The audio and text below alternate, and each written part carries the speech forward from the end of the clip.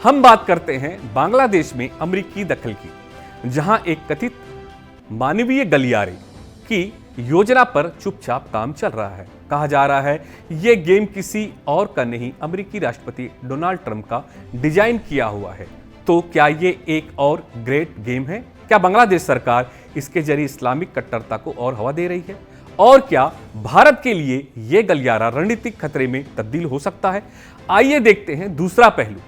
बांग्लादेश सरकार संयुक्त राष्ट्र और अमेरिका की मदद से म्यांमार में राखीन प्रांत तक एक मानवीय गलियारा बनाने की योजना शामिल हो गई है। दावा है कि यह गलियारा रोहिंग्या शरणार्थियों की मदद और वापसी के लिए बनाया जा रहा है, लेकिन इसके पीछे का सच ज्यादा गहरा और खतरनाक है।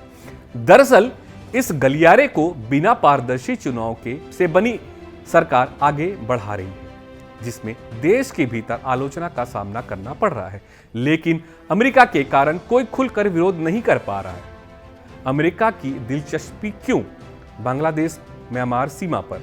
विशेषज्ञ मानते हैं ये मानवीय गलियारा नहीं बल्कि स्ट्रेटेजिक आउटपोस्ट है, चीन की बेल्ट एवं रोड इनिशिएटिव को काटने और हिंद महासागर में दबदबा बनाने के लिए। अमेरिका बांग्लादेश को एक मोहरे की तरह इस्तेमाल कर रहा है। इसमें एक नाम बार बार आता है, मोहम्मद यूनुस, नोबेल विजेता, अमेरिका के करीबी और इस योजना के कूटनीतिक चेहरा।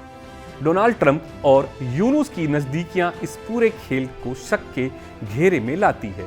बांग्लादेश की मौजूदा सरकार आरोपों के घेरे में है।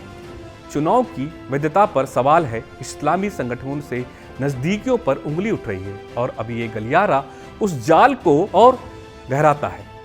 एक ओर सरकार कहती है ये एक मानवीय कार्य है, दूसरी ओर धार्मिक चरमपंथी संगठन इस कदम को इस्लामी भाईचारे के रूप में प्रचारित कर रहे हैं। भारत के लिए ये मानवीय गलियारा सिर्फ एक कूटनीतिक कदम नहीं बल्कि सुरक्षा चुनौती बन सकता है।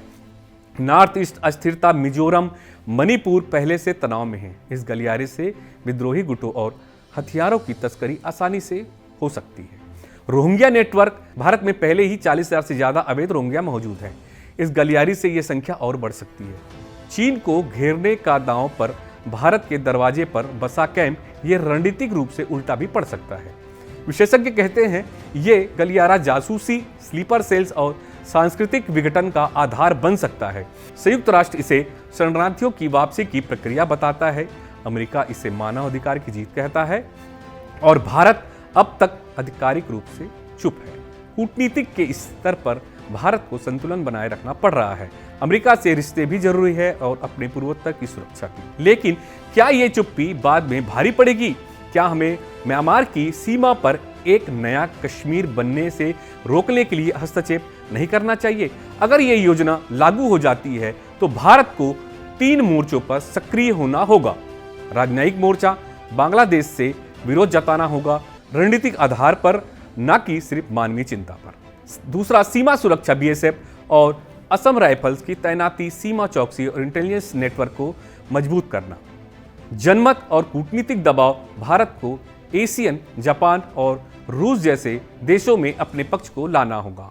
तो दूसरा पहलू यह है कि मानवता की आड़ में अब भू राजनीतिक खेल खेले जाते हैं तो सबसे ज्यादा नुकसान स्थानीय लोगों को और पड़ोसी देशों को होता है। बांग्लादेश में बनता यह गलियारा शांति का मार्ग नहीं बल्कि साजिश की सुरंग साबित हो सकता है और भारत जो हर बार पड़ोसियों की मदद को तैयार रहता है, उसे इस बार तैयार रहना होगा अपने दरवाजे पर आने वाले तूफान के लिए।